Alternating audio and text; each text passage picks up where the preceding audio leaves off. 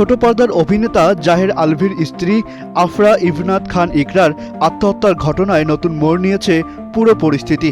এবার আত্মহত্যার প্ররোচনার অভিযোগে মামলা দায়ের করা হয়েছে।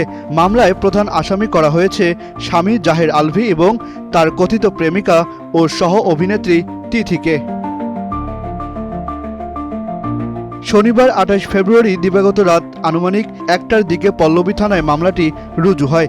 বাদী হয়েছেন ইকরার মামা শেখ তানবীর আহমেদ। ইকরার মর্মান্তিক মৃত্যুর পর থেকেই ঘটনার পেছনের কারণ নিয়ে নানা প্রশ্ন ও জল্পনা তৈরি হচ্ছিল।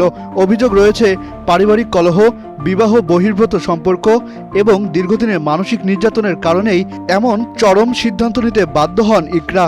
তবে এই ঘটনার পর থেকেই আলভির পরিবারের পক্ষ থেকে প্রকাশ্যে কোনো বক্তব্য পাওয়া যায়নি। খবর পেয়ে দ্রুত ঢাকায় ছুটে আসেন ইকরার স্বজনরা এবং রাতে আইনি পদক্ষেপ নেন। পল্লবী থানার ভারপ্রাপ্ত কর্মকর্তা ওসি AKM আলমগীর জাহান পল্লবী থানায় মামলার বিষয়টি নিশ্চিত করে জানান, শুধু আলভি ও তিথি নন, তাদের পরিবারের আরও কয়েকজনের নাম মামলায় উল্লেখ করা হয়েছে। এমনকি অভিনেতার মাকেও আসামি করা হয়েছে বলে নিশ্চিত করেছেন তিনি। দীর্ঘ ১৫ বছরের দাম্পত্য জীবনের এমন মর্মান্তিক সমাপ্তি এবং এরপর আইনি লড়াইয়ে পুরো বিনোদন অঙ্গনে নেমে এসেছে আলোড়ন। সামাজিক যোগাযোগ মাধ্যমেও এ নিয়ে চলছে তীব্র আলোচনা সমালোচনার ঝড়।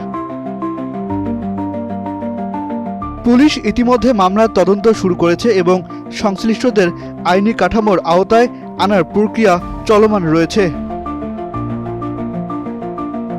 আহসান সাকিব, বাংলা নিউজ 24, ঢাকা।